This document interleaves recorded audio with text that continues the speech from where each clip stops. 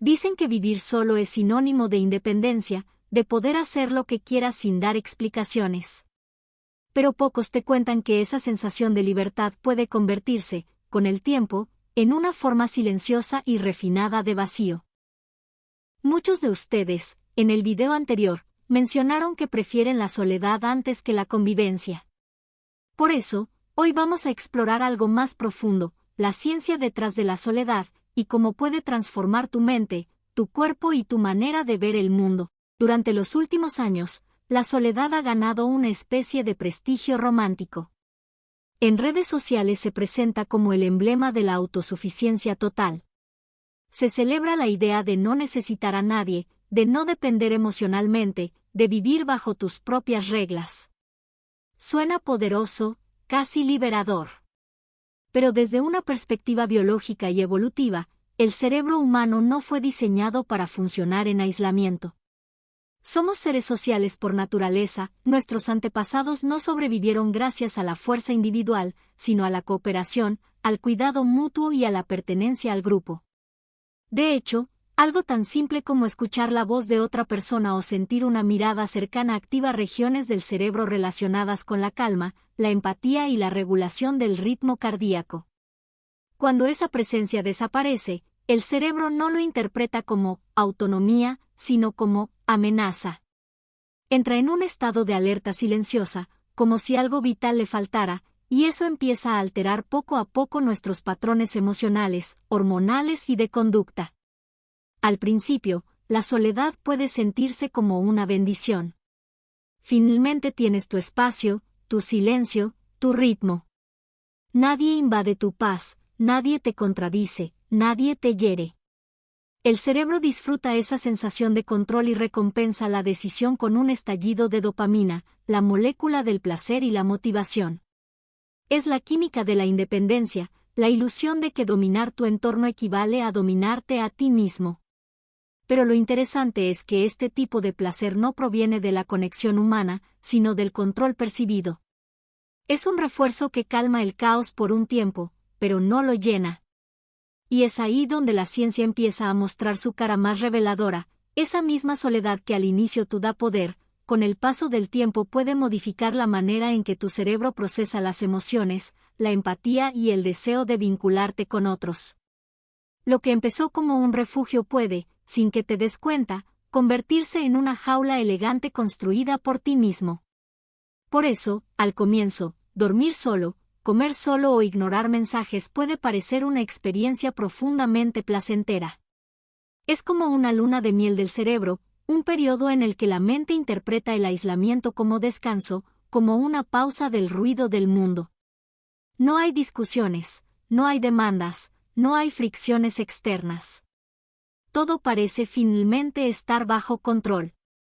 Pero lo que nadie te advierte es que, mientras disfrutas de esa calma, un nuevo conflicto comienza a gestarse dentro de ti, uno mucho más sutil y persistente, el conflicto interno.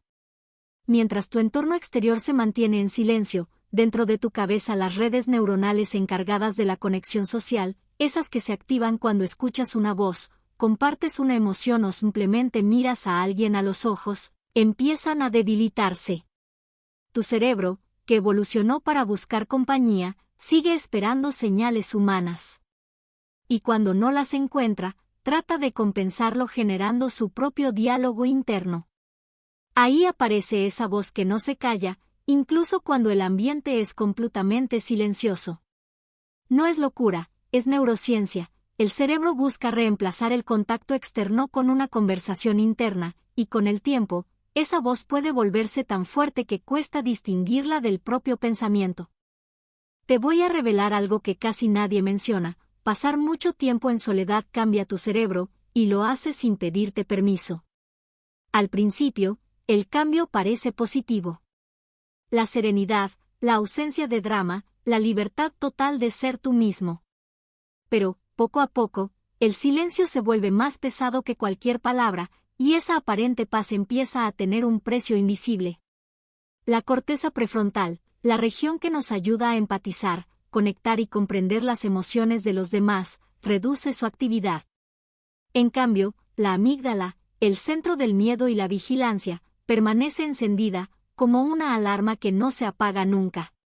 Tu cuerpo comienza a liberar más cortisol, la hormona del estrés, alterando tu sueño y tu capacidad de descanso profundo.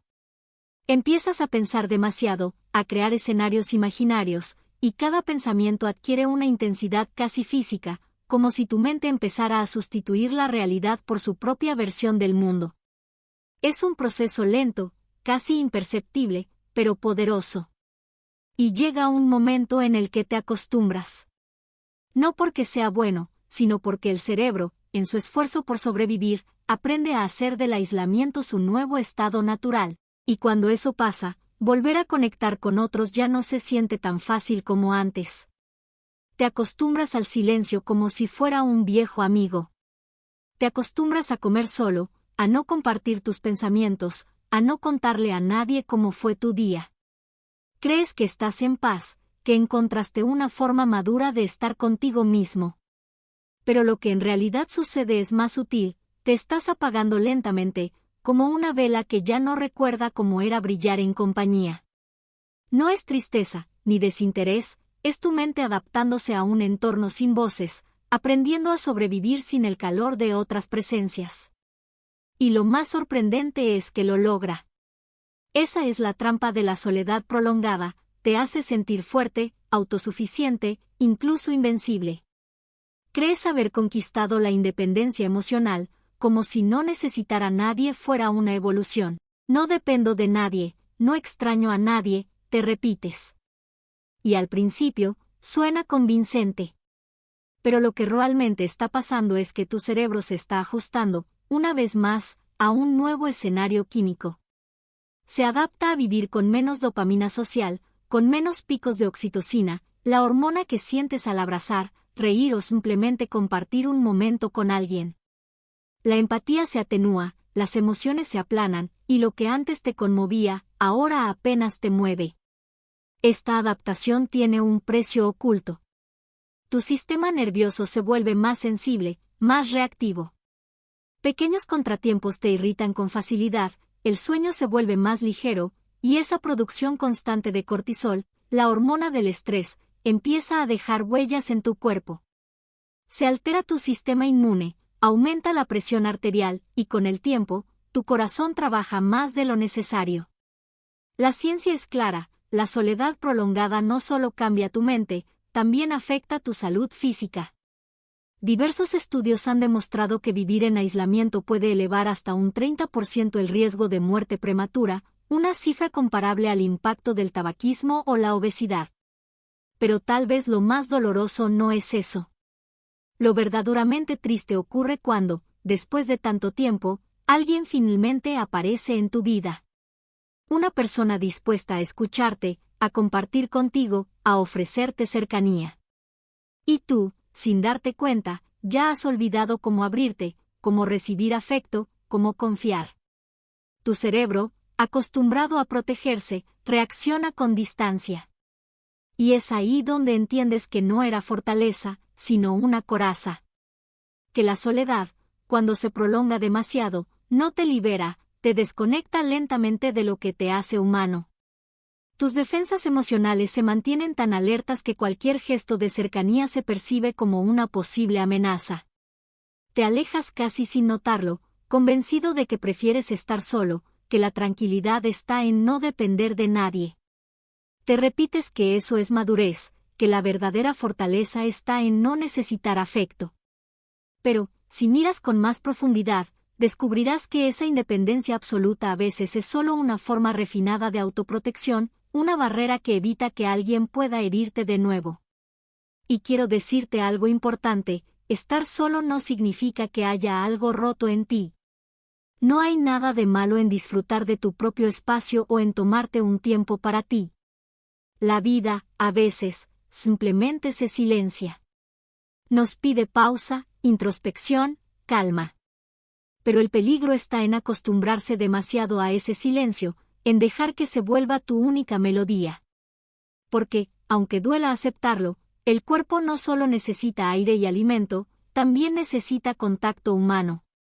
Necesita voces que te hablen, ojos que te reconozcan, risas que te contagien. Eso también es nutrición. Eso también es medicina para la mente y el alma. Si llevas tiempo sintiéndote desconectado, no trates de llenar el vacío con ruido o con personas que solo aumentan tu soledad. Empieza con algo pequeño, casi insignificante. Sal a caminar, intercambia unas palabras con alguien, escucha una historia, permite que el mundo te roce un poco. Tu cerebro y tu corazón sanan a través del contacto, del intercambio, del lenguaje. Porque cada palabra compartida, cada mirada sincera, reconstruye lentamente los puentes que el aislamiento había derrumbado. Y sí, vivir solo puede darte una paz profunda, una serenidad valiosa. Pero compartir esa paz con alguien más, aunque sea por unos minutos, es lo que realmente te recuerda que sigues vivo. No te encierres para protegerte del dolor, porque el mismo mundo que a veces te hiere, también es el que te enseña a sanar. Con su ruido, su caos y su belleza imperfecta, sigue siendo el escenario donde aprendemos a ser humanos. Si este mensaje te hizo pensar o te ayudó a ver la soledad desde otra perspectiva, apóyame con un me gusta y suscríbete al canal. Así podremos seguir explorando juntos temas que conectan mente, emoción y conciencia. Nos vemos en el próximo video.